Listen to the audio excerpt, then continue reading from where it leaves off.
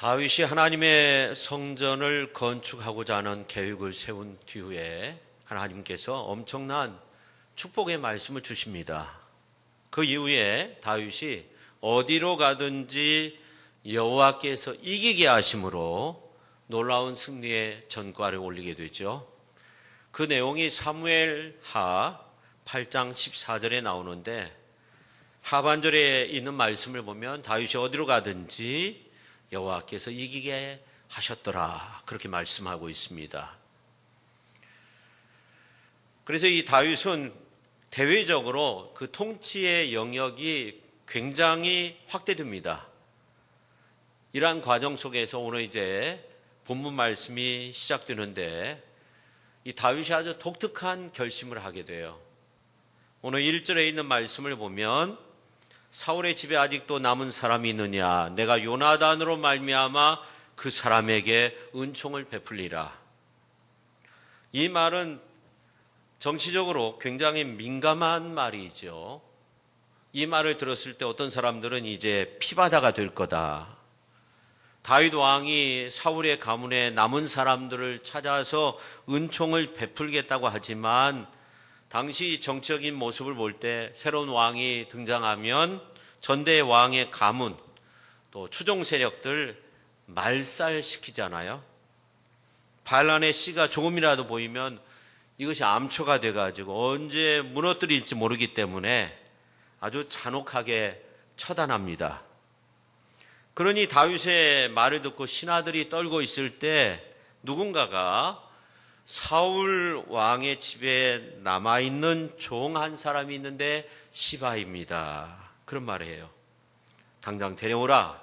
시바가 두려운 마음으로 새로운 왕 앞에 서게 되죠.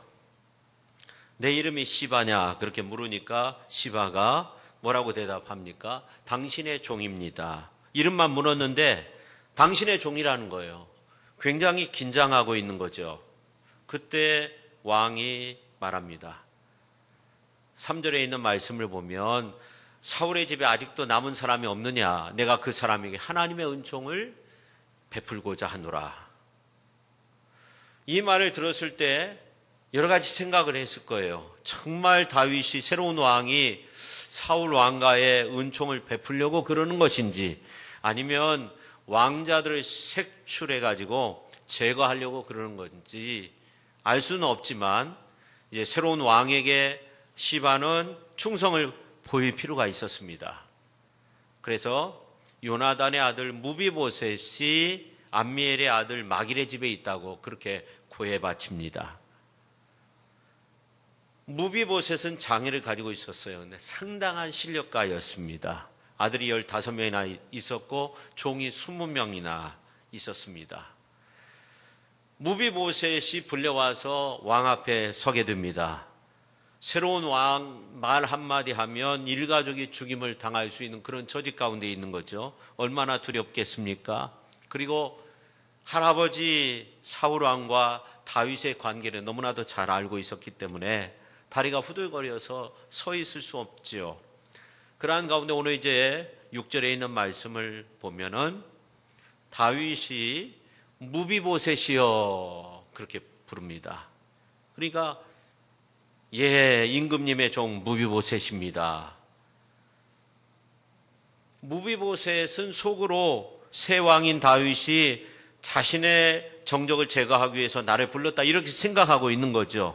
그러니까 다윗의 종이라고 그렇게 표현하는데, 그때 다윗이 무서워하지 말라, 내가 반드시 내 아버지 요나단으로 말미암아 너에게 은총을 베풀리라 하면서 할아버지 사울 왕의 모든 밭을 너에게 다 주겠다. 그 대신 너는 내 상에서, 왕궁에서 나와 함께 떡을 먹을지라. 그때 무비보셋이 하는 말이 뭡니까? 죽은 개와 같은 나를 돌보시나이까. 자기는 죽은 개와 같다는 거예요. 우리가 성경을 통해 다윗의 내부 정치사를 조금은 짐작할 수 있는데, 사울 왕조의 씨가 남아있다는 것은 이건 반역의 씨가 남아있는 거예요. 언제 뒤집어질지 모르는 위험한 요소가 됩니다. 어느 나라 정치사를 보아도 이러한 반란의 요소는 미리 다 제거하는 경우가 대부분이죠. 과거 역사를 보면 자기 친족까지 죽이고 그러잖아요. 이것이 일반적인 정치사인데 다윗은 진심으로 은총을 베풀려고 합니다.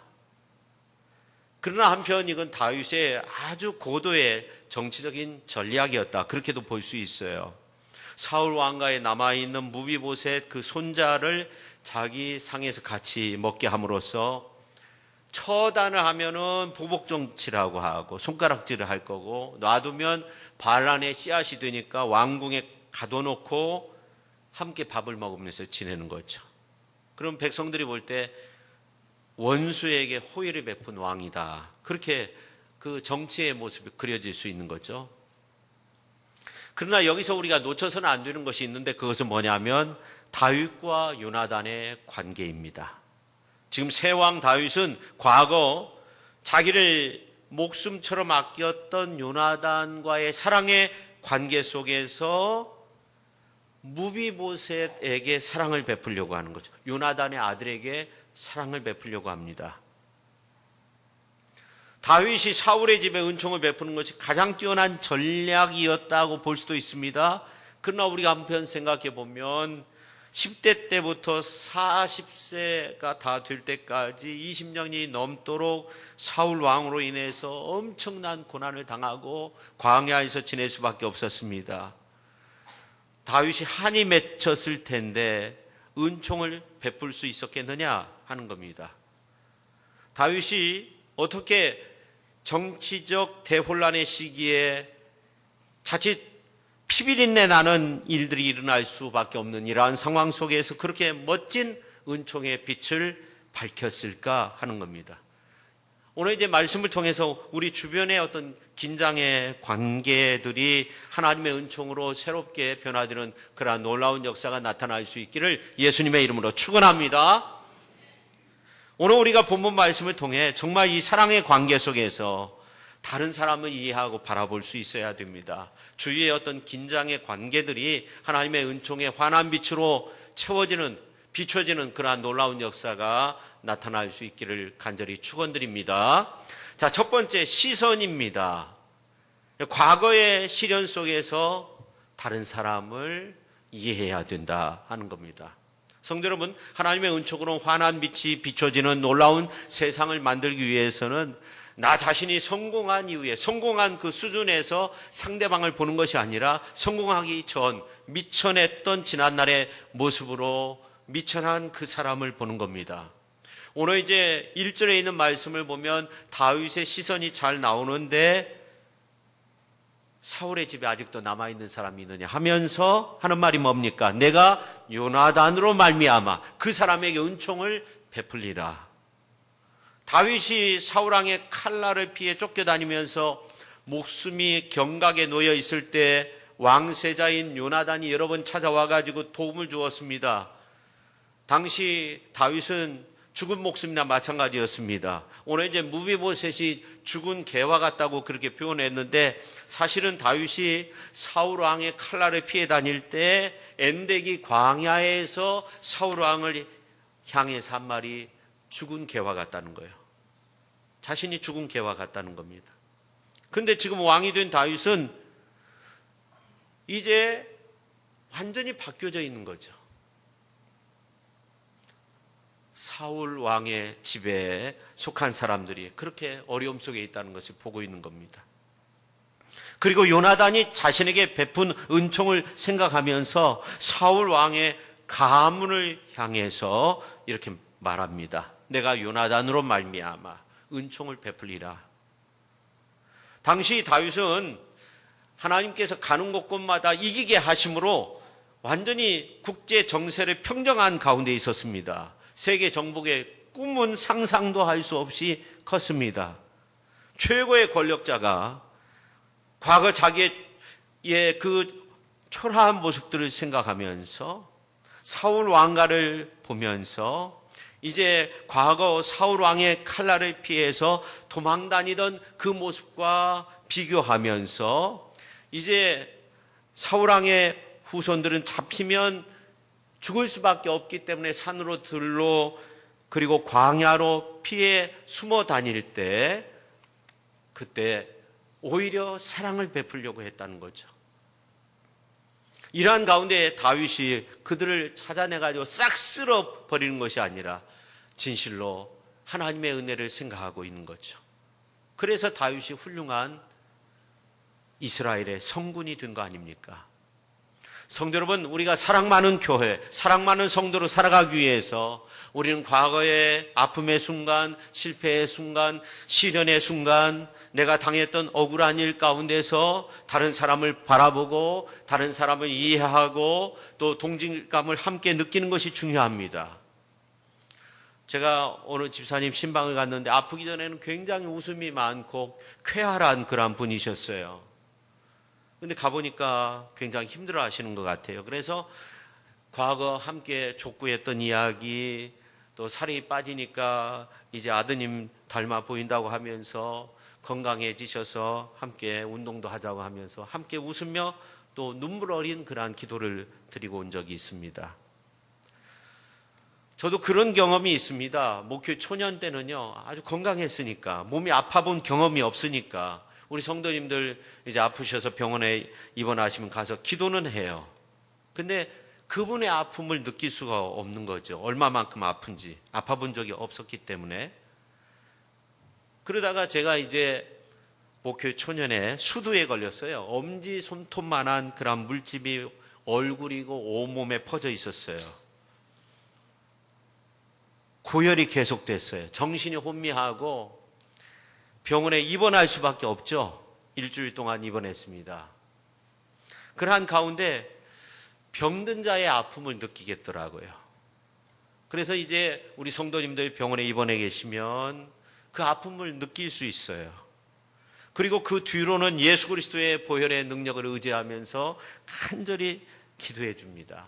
안수해 주고 기도해 줍니다. 그러면 정말 치유의 역사가 일어나요. 많은 분들이 이렇게 그런 치유를 경험했다고 말씀하시더라고요. 근데 이제 이 다윗이 그런 거죠. 초라한 무비보셋을 보며 무비보셋이 하는 말, 죽은 개 같은 나를 돌아보시나이까, 이 말을 들으면서 엔데기 그 광야 그곳에서 초라한 자신의 모습을 생각해내고 다윗 왕은 큰 사랑으로 무비보셋을 감싸줍니다. 이렇게 다윗이 큰 사랑으로 감싸 안을 수 있었던 것은 그가 큰 사랑을 경험했기 때문에, 하나님의 큰 사랑, 그리고 더 나아가서 요나단의 그 큰 사랑을 경험했기 때문에 그렇습니다. 그래서 사랑할 수 있었죠. 초라한 요나단의 아들 무비보셋을 왕의 은총으로 덮을 수 있었고 사랑해 줄 수 있었습니다. 만약 다윗이 과거에 자신이 경험한 이 모든 것들을 다 잊어버리고 이제 왕의 모습으로만 이러한 사람들을 대한다고 하면 사울 집안에 있는 사람은 거의 다 죽었을 거예요. 한 사람도 남지 않았을 겁니다. 조정의 대소신료들과 백성들은 왕의 은총을 경험할 수 없었을 겁니다. 그런데 다윗은 그렇지 않았어요. 과거에 자신이 아팠던 그런 경험을 가지고 이제 아픈 사람들을 돌보고 있는 거죠. 칼 힐튼이라는 사람은 남한테 저항하는 것보다 먼저 자기 자신에게 저항을 해야 된다. 그 저항의 모습이 바로 과거 나의 연약한 모습을 먼저 봐야 된다는 거죠. 콜라드 로렌츠라는 사람이 있는데 기러기 아빠로 통하는 분이에요. 진짜 기러기 아빠인데 동물의 행동을 연구해가지고 비교행동학이라는 학문을 만들어내신 분이에요. 그 공로가 인정되어서 오스트리아 출신인데 동물학자이면서 노벨 의학상을 받았습니다. 근데 어렸을 때 아버지가 만든 엘텐베르크 별장에서 태어났고 그곳에서 지냈어요. 그래서 앞으로 동물학자가 되고 생물학자가 되려고 했는데 아버지는 굶어 죽지 않으려면 의사가 되라. 뉴욕 콜롬비아 대학 의학부에 이제 입학을 하죠. 근데 아버지가 그렇게 결정을 한 것은 아들 로렌츠가 크레들이라는 여자아이와 만나가지고 1살, 3살 때부터 만나가지고 사귀면서 결혼을 약속했어요. 그래서 둘을 떼어놓기 위해서. 정원살이의 딸이었거든요. 마음에 안 들었어요. 그래서 아들이 미국에 유학 보낸 겁니다. 근데 로렌츠는 이 크레드를 잊지 못했어요. 그리고 알텐베르크 별장을 잊지 못합니다. 그래서 다시금 돌아와서 빈대학 의학부에 입학을 하게 되고 사랑하는 크레들과 결혼을 하게 됩니다. 그리고 계속적으로 로렌츠는 동물 관찰만 하는 거예요. 알텐베르크 별장에서. 그래서 이 별장에는 엄청나게 큰 별장이었는데 이후 헤아릴 수 없는 새들이 우글거렸고, 그리고 수족관, 엄청난 많은 수족관, 많은 동물들, 특별한 그러한 동물들이 많이 있었다고 합니다. 그래서 이분이 동물에 대한 그러한 책을 썼는데 이분으로 인해서 사람과 동물이 함께 공존하는 그러한 세상이 펼쳐졌다고 해도 과언이 아닙니다. 근데 이분이 이제 연구를 하는 가운데 비둘기에 대해서 연구를 하는데, 이 비둘기가 아주 평화로운 동물로 이렇게 우리가 생각하는데 서열 싸움을 할 때는 아주 치열하다는 거예요. 한 마리가 죽을 때까지 계속 공격을 한다는 겁니다. 그래서 2마리는 어떤가 세장에다 넣고 보니까 이제 싸움을 하는데 막 치열하게 싸움을 하는데 나중에 진 비둘기가 목을 착 늘어뜨리면서 죽이라는 듯이 그렇게 해놓아도 그렇게 쌀았던 비둘기가 죽이지 않더라는 거예요. 내려와 가만히 옆에 있더라는 거예요. 왜 그럴까? 근데 가만히 보니까 이 2마리밖에 없는데 1마리가 죽으면은 번식이 안 되잖아요. 그래서 비둘기도 자제를 한다는 거예요. 본성상 반드시 죽여야 된다는 거죠. 모든 당시의 학자들은 이건 죽여야 한다, 이건 본능이다, 이렇게 주장을 하던 때에 아니다 라고 주장을 한 거죠. 사회적 자제력에 대해서 이야기를 했습니다. 그러니까 말 못하는 이 짐승도 공동체를 위해서 자제한다는 겁니다. 저는 목사지만 어떤 때는 속에서 당그레질을 할 때도 있죠. 근데 사회적 자제력을 유지하기 위해서 노력합니다. 우리 장로님들도 그러고 우리 성도님들도 그렇죠. 저 신학교 다닐 때 운동장에서 공 차는 거 이렇게 보니까 신학생들처럼 다혈질인 사람이 없더라고요. 군대에서 공 차는 거하고 비교하니까요, 비교가 안 돼요. 겁나게 공 차요. 근데 목회자가 돼가지고 공차할 때 보면 기도하고 공차고요, 마치고도 격려하고 기도하고 마치고 그러잖아요. 요즘 이제 정현 선수가 화제가 되는데 22살 먹었는데 인터뷰도 참 잘하고 화도 안 내고, 그 까칠한 여자 선수 세리나 윌리엄스 이렇게 보면 어떻습니까? 테니스 하다가 열받으면 그 라켓을 다 부셔버리잖아요. 엄청나게 비싼 라켓인데 여러분 보셨습니까? 로렌츠의 학설을 빌리면 지금 다윗은 고대 근동을 다 평정했어요. 그런데 반역의 불씨까지도 감싸 안을 만큼 대단한 사회적 자제력을 지니고 있었던 사람이죠. 그가 이러한 것을 어디에서 배웠는가? 과거 요나단이 다윗이 인기가 있어가지고 이제 자신의 위치가 위협받는 왕자였지만, 왕세자였지만 이제 위협받는 순간에도 찾아와가지고 다윗을 축복합니다. 목숨이 경각에 놓여져 있었어요. 다윗아, 다윗아, 너 이제 앞으로 왕이 될 거다. 하나님께서 너의 대적 다 치실 것이다 하면서 그때 너의 인자함을 나의 집에서 끊어버리지 말라, 그렇게 요청을 했어요. 그러니까 요나단이 하나님의 뜻 가운데서 국가가 든든히 서기 위해서 자신을 희생하는 이런 모습 속에서 다윗이 그때 이미 깨달은 거죠. 성도 여러분, 지금 이 땅에 우리 민족에, 우리 교회, 우리 가정에, 우리 자신에게 필요한 것이 바로 이러한 모습이 아니겠습니까? 다른 사람의 입장에 서서 이해해 주면서 자신을 컨트롤할 수 있는 사회적 자제력이 우리에게 필요한 때입니다. 용서와 화해라는 그러한 책을 쓰신 분이 있는데 워딩턴이라는 분입니다. 이분이 이제 용서하기의 대가인데 어떤 일을 당했냐면 어머니가 10대들한테 살해를 당하게 되었어요.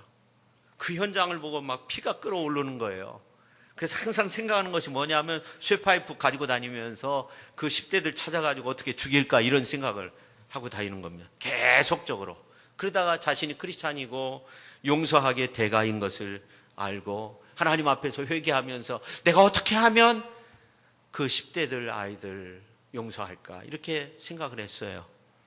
그래서 이 소통과 공감 우리 교회에서도 이제 함께 공부했었는데 그런 방법을 택합니다. 그래서 이 10대들의 입장이 되어가지고 그 마음으로 나아가는데 아이들이 조그마한 물건을 훔치기 위해서 집 안으로 들어왔는데 할머니가 놀라서 나오는 거예요. 그래서 밀치고 이 할머니를 이제 죽이고 뭐 그런 모습들을 생각하니까 피가 거꾸로 솟는 것 같지만 아이들의 입장에서 보니까 얼마나 두려움 속에서 그런 일을 했을까. 또 그렇게 살인을 저지르고 얼마나 불안에 떨 건가 이런 생각을 하게 되었습니다. 조금 전까지만 쇠파이프를 가지고 그 아이들 잡아가지고 죽여야 되겠다 이렇게 생각을 했는데 이 아이들은 우발적으로 살인을 저질렀지만 자기는 의도적으로 살인을 하려고 하고 있는 자기의 모습을 보면서 아이들과 자신과 다를 바가 없다 이런 생각을 하게 되었습니다. 그러면서 나 같은 죄인도 우리 예수님이 용서할까 두려운 마음을 갖게 되었습니다. 주님께서 나 같은 죄인을 용서하기 위해서 십자가를 지셨구나 그렇게 생각하면서 예수님의 십자가 위에는 나에게 희망이 없다는 그런 판단을 하게 됩니다. 내가 주님께 용서받았다면 나도 이제 그들을 용서해 줘야지 거기까지 생각을 하게 됩니다. 그래서 이분이 어떤 말을 했냐면 용서는 마음속에 있는 보물이다 그런 말을 했습니다. 우리 같이 한번 해볼까요? 용서는 마음속에 있는 보물이다. 우리는 예수님의 은총을 믿는 사람들입니다. 덧입은 사람들입니다. 그러니까 다른 사람에게 은총을 주어야 합니다.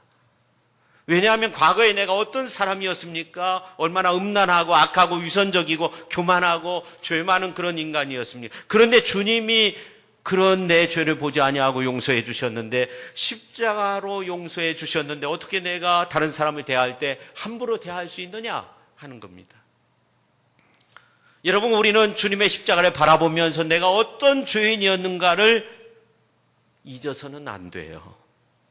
지금 예배당 안에 십자가가 걸려 있는데 그냥 매달려 있는 장식품이 아닙니다. 인테리어 하기 위해서 놓은 것이 아닙니다. 십자가를 보면서 과거에 내가 얼마나 큰 죄인이었는가, 얼마나 큰 죄를 용서함 받은 존재인가.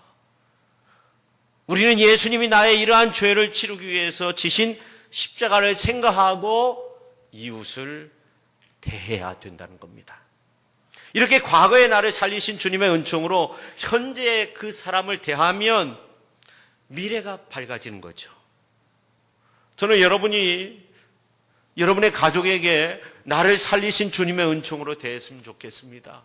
사람이 실수하고 이해할 수 없는 행동을 해도 내게 상처를 줄 때도 그런 마음으로 대했으면 좋겠습니다. 직장에서도 그렇게 하고.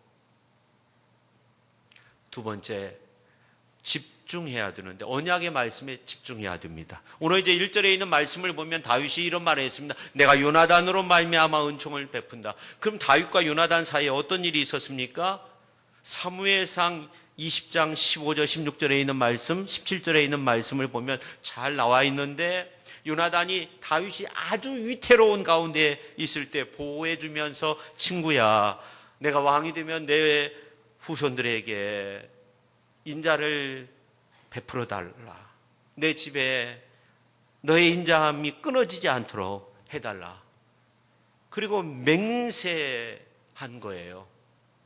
사실은 다윗이 나와 언약하자 그렇게 말할 수 있는 상황이 아니에요. 요나단이 왕세자로서 밀어붙이기식의 언약을 세운 거예요. 그런데 시간이 흘러서 먼 훗날 다윗이 왕이 돼가지고 요나단과 했던 약속을 기억해 냅니다. 그리고 오늘 이제 3절에 있는 말씀을 보면 내가 그에게 하나님의 은총을 베풀고자 하노라 그렇게 말합니다. 지금 다윗이 사울의 집, 다시 말해 사울의 손자 요나단의 아들 무비보셋에게 은혜를 베풀고자 하는데 그 은혜를 다윗은 뭐라고 표현하고 있어요? 하나님의 은총이라고 그렇게 표현하고 있습니다. 과거 다윗은 너는 내 인자함을 내 집에서 영원히 끊어버리지 말라, 요나단의 요청에 떠밀리다시피 해가지고 맹세를 했어요. 근데 훗날 다윗은 자기의 인자를 내가 베푼다, 나의 사랑을 베푼다, 그렇게 말하지 않고 하나님의 은총을 베풀겠다고 그렇게 말합니다. 그러니까 어려울 때 요나단과 했던 그 언약, 그 약속을 하나님 앞에서 한 것으로, 하나님의 언약으로 그렇게 받아들이고 있습니다. 우리가 성경을 읽어보면 다윗은 무비보셋이 얼마나 훌륭한 존재인가, 얼마나 쓸모있는 사람인가, 얼마나 정치적으로 이용할 만한 사람인가, 신실한 사람인가, 정직한 사람인가, 이러한 것을 보지 않았어요. 무조건적으로 하나님의 은혜를 베풉니다. 그래서 압살롬이 반란을 일으켜가지고요, 다윗이 조정의 대소신료들과 함께 예루살렘 왕궁을 빠져나와요. 몸만 빠져나오게 됩니다. 근데 무비보셋은 빠져나오지 않았어요. 근데 무비보셋의 시종이었던 시바가 떡과 건포도, 무슨 여름 과일 이러한 것들을 가지고 와가지고 다윗에게 줍니다. 다윗이 물어요. 무비보셋 어딨냐? 충격적인 말을 합니다. 사무엘하 16장 3절에 있는 말씀을 보면은 그가 말하기를 이스라엘 족속이 오늘 내 아버지의 나라를 내게 돌리리라 했다는 거예요. 요나단의 나라, 할아버지의 나라를, 사울의 나라를 나에게 돌린다, 그렇게 말을 했다는 겁니다.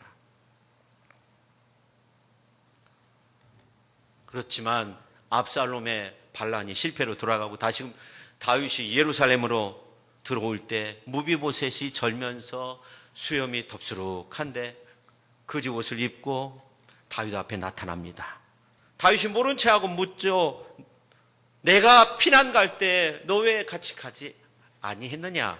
그러니까 사무엘하 19장 24절에 있는 말씀 보니까 제가 다리가 저는데요, 왕을 따라갔다가 이제 폐만 끼칠 것 같아서, 그래서 당신이 없을 때 저는 음식도 먹지 않고 수염도 깎지 않고 옷도 빨지 않고 지냈습니다. 이게 기가 막힌 이야기죠. 시바나 무비보셋 둘 중에 하나, 종이나 아니면 주인이나 둘 중에 하나 거짓말을 하고 있는 거죠. 지금 다윗은요 배우는 게 없죠. 왜냐하면 아들 압살롬이 반란을 일으켰는데 마음이 상해 있어요. 누구에게가는 화풀이하고 싶은 그런 마음도 있어요. 그런데 다윗은 시시비비를 가리지 않습니다. 그냥 놔두죠. 그리고 이제 그 후에 3년 동안 기근이 오는데 기브아 사람들이 와가지고 사울의 아들들을 처단할 수 있도록 내어달라고 그렇게 요청을 할 때 다윗은요 끝까지 요나단과 약속한 거, 이건 하나님의 언약이다, 하나님 앞에서 내가 어려울 때 내가 요나단한테 약속한 건데, 떠밀려서 약속을 했지만 끝까지 무비보셋을 지켜줍니다. 그래서 사무엘하 21장 7절에 있는 말씀을 보면 요나단의 아들 무비보셋은 아꼈다, 그렇게 말씀하고 있어요. 우리가 오늘 사무엘하에 있는 이러한 말씀들을 보면서 무엇을 느낍니까? 다윗이 이렇게까지 한 것은 내가 극도의 어려움 속에 있을 때, 내 목숨이 경각에 달려 있을 때 요나단이 나를 도우며 한 약속이 하나님 앞에서 한 약속이다. 끝까지 내가 약속대로 하나님의 은총을 베풀겠다는 겁니다. 여러분, 하나님이 우리를 보실 때 우리의 죄된 모습을 보는 것이 아니라 예수님의 십자가를 보는 거예요. 그래서 우리는 이 십자가의 공로를 의지하는 겁니다. 하나님의 예수님을 통해서 우리를 보시기 때문에 예수님으로 말미암아 우리가 살 수 있는 겁니다. 우리의 죄된 행위를 보는 것이 아니에요. 예수님의 십자가를 보는 겁니다. 그래서 우리에게 희망이 있습니다. 우리의 희망은 예수님밖에 없습니다. 우리는 우리의 의로움으로 구원받는 것이 아닙니다. 예수 그리스도의 은총으로 우리가 구원받게 되는 겁니다. 그것이 하나님의 구원의 은총의 약속입니다. 그 약속은 무비보셋이 잘못했던 안 했던 끝까지 다윗이 무비보셋을 아끼고 지켜주었던 것처럼 오늘 우리에게도 해당되는 겁니다. 그래서 우리는 예수님의 구원의 은총을 바라보면서 우리의 죄를 자백하면서 살아야 됩니다. 요한일서 1장 9절에 있는 말씀을 보니까 만약 우리가 우리 죄를 자백하면 그는 미쁘시고 의로우사 우리 죄를 사하시며 우리를 모든 불의에서 깨끗하게 하실 것이요. 그렇게 말씀하고 있어요. 이 시대는 구원의 은총이 필요한 시대입니다. 가정에서도 직장에서도 사회 속에서도 구원의 은총이 필요한 시대 속에 살고 있습니다. 우리는 예수님 때문에 용서받았기 때문에 그 언약의 말씀에 따라서 우리가 구원함을 얻었기 때문에 다른 사람에 대해서도 용서할 수 있어야 된다는 겁니다. 어렵지만 힘들지만 그렇게 해야 된다는 겁니다. 세 번째, 기대입니다. 주님이 나에게 기대하신 것이 무엇일까 생각하면서 실천해야 돼요. 구소련의 서기장인 후르시초프가 어느 큰 성당을 방문하고 이런 말을 했습니다. 그리스도의 정신은 우리 공산당 정신하고 같습니다. 근데 한 가지 다른 것이 있는데 오른뺨을 맞았을 때 왼쪽 뺨도 대출하는 그리스도의 말에 저는 동의할 수 없습니다. 저는 다른 원칙을 신봉합니다. 내가 왼쪽 뺨을 맞았다면 상대의 오른뺨을 머리가 떨어질 정도로 세게 뒤받아 때리겠습니다. 이것이 나와 예수가 다른 점입니다. 우리가 예수님과 같은 방향으로 가다가 심각한 어떤 상처, 어떤 문제, 이러한 것에 직면하면 후르시초프의 말처럼 예수님과 다른 방향으로 가는 경우가 많아요. 대부분의 크리스찬들이 그렇습니다. 9.11 테러 이후에 미국이 앞장서서 전쟁을 일으키고 테러 집단을 진압하기 위해서 엄청난 일들을 했잖아요. 근데 그 이후에 세상이 평안해졌습니까? 전 세계적으로 테러가 일어나고 있고 묻지마 자생적 테러까지 등장하고 있습니다. 그러나 오늘 성경 말씀은 하나님께서 전혀 다른 길을 우리에게 보여주고 있습니다. 그것은 주의 은총을 베풀며 주님이 원하시는 은혜의 세계로 나아가야 된다 하는 겁니다. 오늘 1절 말씀을 우리가 같이 한번 읽도록 하겠습니다. 1절입니다. 다윗이 이르되 사울의 집에 아직도 남은 사람이 있느냐? 내가 요나단으로 말미암아 그 사람에게 은총을 베풀리라 하니라. 지금 이 다윗의 내면을 우리가 들여다보면 다윗에게는 증오심도 있고 사랑의 대상도 있어요. 오늘 이제 1절에 있는 말씀을 보면 두 사람의 이름이 나와요. 다윗 빼고 사울이 나오죠. 그 다음에 또 누가 나옵니까? 요나단이 나옵니다. 시간이 많이 흘렀지만 사울하면 치가 떨리죠. 나가서 전쟁에서 싸워서 나라를 구하기도 하고 왕을 구해내기도 하고. 근데 광야를 다니면서 이 다윗을 죽이기 위해서 사울이 얼마나 힘들게 했습니까? 수십 년 동안. 그래서 이 다윗의 마음에는 늘 사울이 있었어요.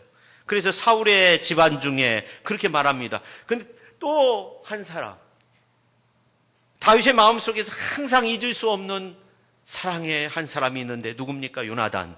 그래서 이어서 내가 요나단으로 말미암아 은총을 베풀리라 그렇게 말씀하고 있습니다.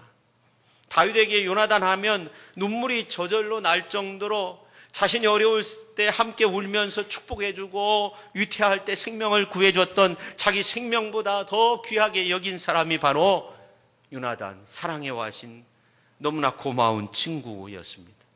그런데 우리가 사울의 흐름 속에, 요나단의 흐름 속에 한가운데 누가 있냐면 무비보셋이 있는 거예요. 그러니까 다윗이 무비보셋을 보면 사울도 생각날 수 있고 요나단도 생각날 수 있어요. 여러분이 다윗처럼 한 나라의 왕이 되었다고 한번 생각해 보세요. 다 나라를 평정시키고 외세에 다 무찌르고 대단한 권력이 있어요. 여러분은 어느 쪽을 더 생각하실 것 같아요? 은혜를 왼수로 갚는다는 그러한 속담처럼 대부분의 사람들은요, 누구를 생각하냐면 사울을 생각해요. 다 잘했는데 한 가지 잘못했어요. 만 가지 잘했는데 한 가지 잘못했어요. 그럼 한 가지 잘못한 것만 생각해요. 다 잊어버려요. 만 가지 것 다 잊어버립니다. 결국 은혜의 자리에서 원수 갚는 일들이 얼마나 많이 있는지 몰라요. 근데 다윗은 사울을 보는 것이 아니라 누구를 보았어요? 요나단에게 집중했어요.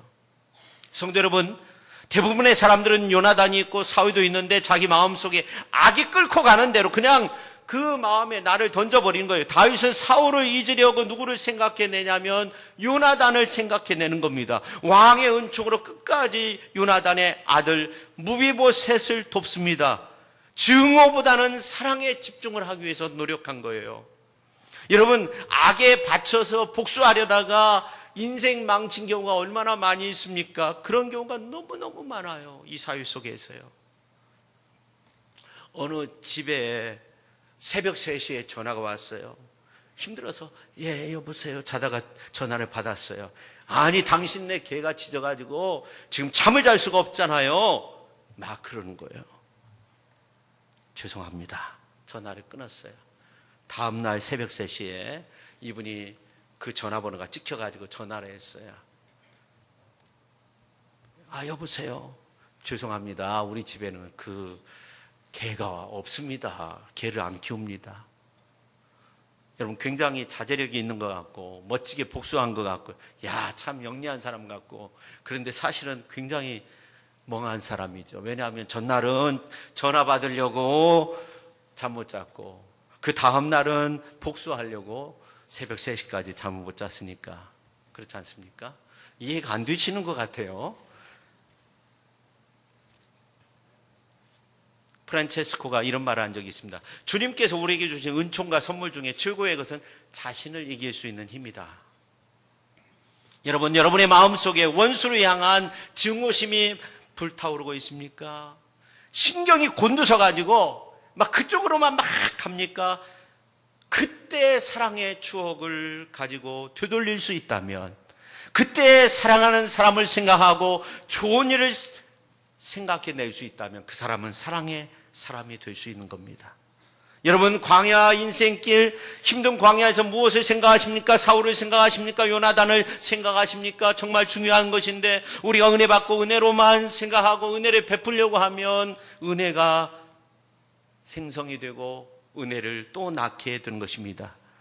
여러분의 과거의 모든 것까지도 아시는 예수님께서 여러분 앞에 갑자기 등장을 해가지고 여러분을 바라보신다고 했을 때 여러분이 내놓을 수 있는 것이 뭡니까?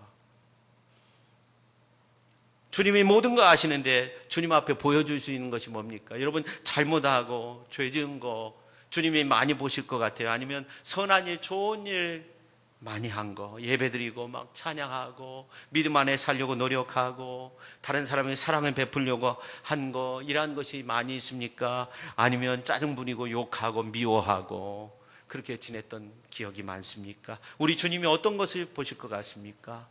우리 예수님은요, 우리의 모든 죄와 허물을 다 덮어버리시기를 원하셔서 십자가를 지신 겁니다. 할렐루야. 우리 안에 사울도 있고 요나단도 있지만 무엇을 보시냐면 요나단입니다. 무슨 말이냐면 주님은 우리가 한 선한 일을 보시는 거예요. 좋은 일.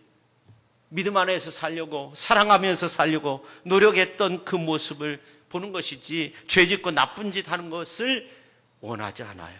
그런 걸 보는 걸 원하지 않습니다. 우리가 요한복음서 1장에 있는 말씀을 보면 빌립이 예수님을 믿고 난 다음에 참 놀라워요. 나다나엘, 나중에 이 사람이 12제자 가운데 한 사람이 되죠. 나다나엘 하면 바돌로메 아닙니까? 12제자 중에 한 사람인데 내가 성경에서 말한 그 선지자를 봤다. 그러니까 하는 말이 뭐냐면 무슨 나사렛에서 선한 것이 나겠느냐 그런 말을 합니다. 근데 참 놀라운 것은 예수님이 나다나엘을 보셨을 때 첫 마디가 뭐냐면 너는 참 이스라엘 사람이다. 내 속에 간사한 것이 없구나. 그렇게 말합니다. 근데 나다나엘이 사실은 예수님을 향해서 나사렛 촌놈이라고 하면서 무슨 나사렛 선한 것이 나겠냐고 그렇게 말했거든요. 근데 예수님이 참 이스라엘 사람이다. 그러니까 당신이 나를 어떻게 합니까? 그러니까 이제 예수님 뭐라고 말씀하세요? 빌립이 너 만나기 전에 너가 무화과 나무 아래에 있는 거 내가 보았다. 너 빌립 만나가지고 나 흉봤지. 나사렛에서 무슨 선한 것이 나겠냐고 그런 말 했었지. 근데 그 전에 너가 무화과 나무 아래에서 기도했던 거 내가 보았다 하는 거예요. 이스라엘 사람들은요, 무화과 나무 아래에서 항상 기도했거든요. 다시 말해, 네가 빌립에게 흉본 거 나 다 알고 있는데 그 전에 무화과 나무 아래에서 기도한 거, 그것을 본다는 거예요. 흉본 거 말하지 않았어요. 그 전에 무화과 나무 아래에서 기도한 거 보면서, 야, 너 참 이스라엘 사람이다.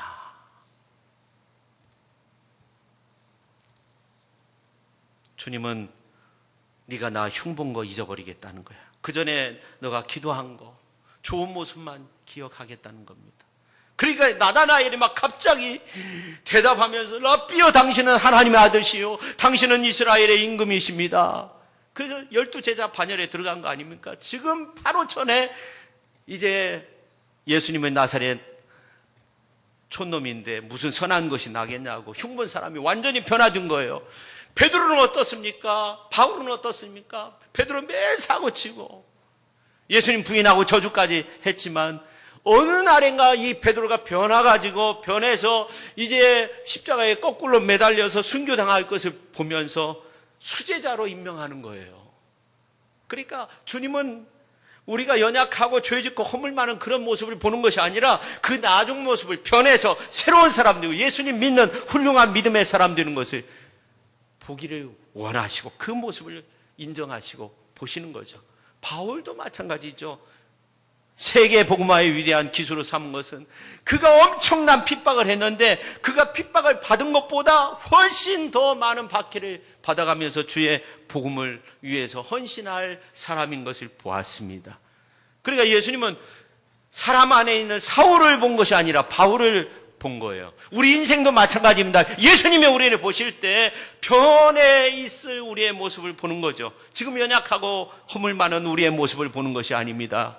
그렇다면 우리도 어떻게 해야 됩니까? 주님의 은총으로, 왕의 은총으로 다른 사람을 볼 때 변해 있는 멋진 모습을 보여야 되는 거죠. 여러분, 왕의 은총으로 봐야 할 사람이 누굽니까? 주님의 은총으로 봐야 할 사람이 누굽니까? 여러분 한번 생각해 보세요. 어떤 사람이 생각납니까? 그 사람을 볼 때 누구를 보겠어요? 그 속에 사울을 보겠어요? 요나단을 보겠어요? 여러분, 우리는 증오에 집중하는 사람이 아니라 사랑에 집중하는 사람이 되어야 한다는 겁니다. 할렐루야! 하나님의 충만한 은혜로 다른 사람을 볼 수 있는 은혜의 사람, 하나님의 충만한 사랑으로 다른 사람에게 사랑을 베풀 수 있는 사람, 주님의 은총으로 다른 사람을 보고 사랑할 수 있는 그런 사람, 오늘 그런 믿음의 사람들이 다 될 수 있기를 예수님의 이름으로 축원합니다. 이 시간 우리가 함께 기도할 때 하나님 아버지, 우리가 오늘 말씀을 통해서 변화되길 원합니다. 새로운 사람으로 변화되길 원합니다. 아버지 하나님, 다른 사람에 있는, 아니 내 속에 있는 사울을 보는 것이 아니라 요나단을 보게 하시고 내 속에서부터 주님의 무한한 사랑을 받은 자로서 많은 사람에게 사랑을 베풀고 많은 사람들에게 은혜를 베풀고 그리고 많은 사람들에게 주님의 은총 드러내면서 살아갈 수 있는 우리의 모습 되게 해달라고 우리가 함께 기도하겠습니다. 하나님 아버지 감사드립니다. 아버지 하나님이여, 오늘 우리의 모습을 보건대 아버지 하나님이여, 우리가 정말 주님의 은총으로 다른 사람을 보길 원합니다. 우리가 증오에 집중하는 사람이 아니라 사랑에 집중하는 사람이 되길 원합니다. 하나님의 충만한 은혜로 다른 사람을 볼 수 있는 은혜가 있게 하여 주시옵소서. 왕의 은총으로 아버지 하나님이여 다윗이 그렇게 무비보셋을 보았던 것처럼 아버지 하나님이여, 오늘 우리가 정말 우리 주변에 있는 많은 사람들을 그렇게 아름다운 모습으로 살아갈 수 있도록 그렇게 바라보며 살아갈 수 있는 믿음의 사람들이 다 되게 하여 주시옵소서. 오 주께서 함께 하여 주옵소서. 예수님의 이름으로 기도하옵나이다. 아멘. 하나님 아버지 감사드립니다. 오늘 말씀을 통해서 다윗은 증오에 집중하는 사람이 아니라 사랑에 집중하는 사람이었음을 알았습니다. 아버지 하나님, 오늘 우리의 삶 속에서 정말 많은 일들을 경험하게 되는데 아버지 하나님, 정말로 우리가 하나님의 큰 사랑을 받은 자로서 주님의 그 사랑 안에서 다른 사람을 보게 하시고 다른 사람을 사랑으로 대할 수 있는 저희들 되게 하여 주옵소서. 주님이 우리를 보실 때 그 사랑의 모습을 보시는 것처럼 오늘 우리들도 그렇게 사랑하며 다른 사람을 사랑하며 살아갈 수 있는, 나 자신을 사랑하며 살아갈 수 있는 우리 모두가 되게 하여 주옵소서. 예수님의 이름으로 기도하옵나이다. 아멘.